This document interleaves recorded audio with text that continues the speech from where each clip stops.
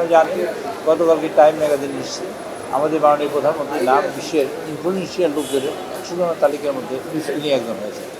তার যেসব নেতৃত্বের গুণাবলী এবং কার্যক্রম এবং পার্লামেন্টারি পলিসি কার্যক্রম এবং দেশের মানুষের যে কল্যাণ সব মিলিয়ে বিশ্বের নেতৃবৃন্দ অথবা বিশ্ব সেই টাইম ম্যাগাজিন মনে করেছে যে আমাদের প্রধানমন্ত্রী তারেক রহমান সাহেবকে 100তম ইনফ্লুয়েন্সিয়াল পিপুলের মধ্যে অন্তর্ভুক্ত করা আমরা অন্তর্ভুক্ত করেছি বলে আমরা তাকে মাননীয় প্রধানমন্ত্রীকে ধন্যবাদ জানাই। আর আপনাদের জানাতে চাই যে ওনার ওই বিশ্ব 100 ইনফ্লুয়েন্সিয়াল লোকের তালিকাভুক্ত হওয়ার কারণে আমার দেশের মুখ উজ্জ্বল হয়েছে, মানুষের মুখ উজ্জ্বল হয়েছে, এই দেশের মানুষ আশান্বিত হয়েছে এবং তিনি চান দেশে যেমন প্রতিহিংসা রাজনীতি বন্ধ করতে, তিনি চান বিভাজনের রাজনীতি বন্ধ করতে, তিনি চান ভালোবেসে মানুষকে দয়া করতে, তিনি চান এই দেশের মানুষ স্বপ্ন দেখতে শিখুক, আশা তৈরি করতে শিখুক।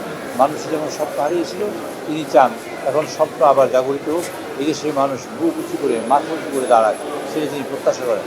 সেই প্রত্যাশার প্রতিফলন আজকে আমরা দেখি 100 ইনফ্লুয়েন্সিয়াল লোকের তালিকার মধ্যে মাননীয় প্রধানমন্ত্রীর নাম।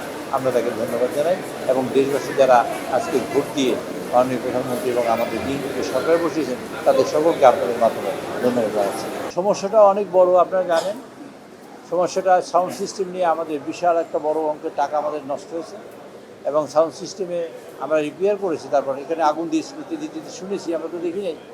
সাউন্ড সিস্টেম রিপেয়ার করতে গিয়ে দুর্নীতির আশ্রয় হয়েছে বলেই আমাদের বিশ্বাস হয়েছে, আমাদেরই বিশ্বাস হয়েছে। কাজেই প্রায় 4 কোটি টাকা খরচ করে সাউন্ড সিস্টেম রিপেয়ার করা হয়েছে, অথচ সেটা রিপেয়ার না করে যদি চেষ্টা করতো সাউন্ড সিস্টেমটা রিপ্লেস করতে তাহলে ভালো হতো। সাউন্ড এখনও শোনা যায় না, এখনও যেভাবে চলে পার্লামেন্ট সেভাবে চলার কথা না। তো আমি যখন প্রথম পার্লামেন্ট এমপি হয়ে আসি তখন ফিলিপস ছিল, তা আমি একজন মাননীয় সংসদ সদস্য তখন তার মোড়াইয়া মানে মাইক্রোফোনটা ভেঙে ফেলেছে, কিন্তু তারপরে সাউন্ডে কোনো প্রবলেম হয় না, বাট এখন সাউন্ডই হয় না। কাজে এই সাউন্ড সিস্টেমের দুর্নীতি দমন কমিশন যদি কাজ করে থাকে আমি তাদের সাধুবাদ জানাই, আমি দেখেছি পত্রিকায়, আমি সাধুবাদ জানাই। আর একই সাথে আমরা সাউন্ড সিস্টেম নিয়ে কাজ করছি, যাতে সাউন্ড সিস্টেমটা বাজেট সেশনেই আমরা ইমপ্রুভ করতে পারি তার চেষ্টা করছি। কোনোভাবে না পারলে এটার জন্য কত মিনিট সময় লাগবে, আজকে এখনই মিটিং আছে, এখনই মিটিংয়ে তাদের সাথে বলবো 3টে পার্টির সাথে বসে যদি তারা একেবারে লেটেস্ট টেকনোলজি সহ এবং সাউন্ডের উপরে লেখাপড়া করেছে। আপনার শুনতে অবাক হবেন আমাদের সাউন্ড সিস্টেমের কন্ট্রাক্টর হয়েছে কারা, যারা কনস্ট্রাকশন কাজে উদ্যোগ আছে তারা। এটাই দরপত্রের আইন করেছে। সাউন্ডের ব্যাপারে অভিজ্ঞতা এরকম লোক ডাকে। আবার দরপত্র রিপেয়ারিংয়ের করতে যে লোক নিয়েছে সে হলো মুদি দোকানদার, উনি রিপেয়ারিংয়ের দায়িত্ব নিয়েছে, এই কাজটা এখান থেকে হয়েছে। আবার রিপেয়ারিং করছে কে সেটা যদি শুনেন তাহলে অবাক হবেন, রিপেয়ারিং করছে 2 জন মানে টেন্ডারে পার্টিসিপেট করছে, যিনি কাজ পাননি তাকে দিয়ে রিপেয়ার করানো হয়েছে। অর্থাৎ যিনি কাজ পেয়েছেন কিন্তু কাজ পেলেন মুদি দোকানদার, আর যিনি কাজ পাননি তাকে দিয়ে রিপেয়ার করা হয়েছে। এই যে এইরকম একটা জোট চুরি হয়েছে এখানে সাউন্ড নিয়ে। কাজে আমরা চেষ্টা করছি সাউন্ডকে, আমরা কেউ দোষ আপাতত দিতে চাই না, আমাদের ইনকোয়ারি কমিটি বসিয়েছি, তারা রিপোর্ট দিলে আমরা দেখব কার দোষ কার ত্রুটি, সেগুলা দেখেই তারপর আমরা পরে সিদ্ধান্ত নেব অ্যাকচুয়ালি আমাদের করণীয়। এবং আমরা সাউন্ডকে ইমপ্রুভ করার চেষ্টা করছি সিরিয়াসলি। আপনাদের ধন্যবাদ। আমাদের নির্বাচনী একটা কমিটমেন্ট ছিল আমরা বেকার মানুষের প্রচুর কাজ জোগাড় করে দেবো, আমরা সেই কাজ জোগাড় করার চেষ্টা করছি এবং কাজ জোগাড় করার জন্য মাননীয় প্রধানমন্ত্রীর সাথে আমি কথা বলেছি। তিনি বলেছেন ইনশাআল্লাহ আগামী 1 থেকে 1.5 বছরের মধ্যে আমরা অনেক বেকার মানুষের কাজ সংস্থান করব দেশে এবং বিদেশে, তাতে আমাদের দেশের বেকারত্ব যেমন একদিকে কমবে আর একদিকে অর্থনৈতিকভাবে স্বাবলম্বী হওয়ার সুযোগ পাবে, সেই কাজটা আমরা করছি।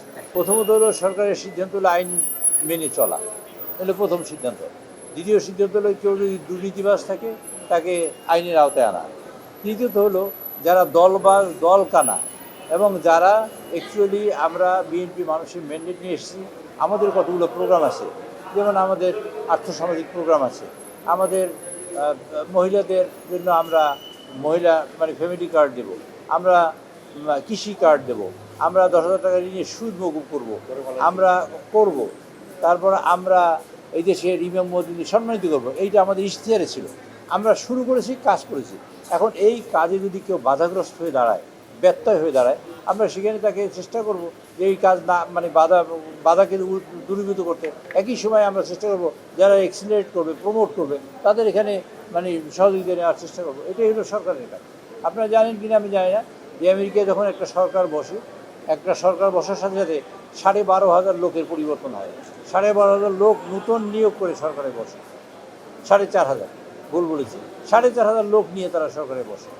আবার যখন ওই সরকার চলে যায় তখন 4,500 লোক চলে যায়। আমি এক ধরনের চিন্তা করেছি, ধরা যাক আমার একটা বৈরী মানুষ এক জায়গায় বসে আছে, সে আমার মতো চিন্তা করে না, সে চিন্তা করে আমার ক্ষতি হয় কেমন করে, তাহলে আমি চাইবো না তাকে দিয়ে কাজ করতে, আর সেও তো চাইবে না আমাকে দিয়ে কাজ করতে।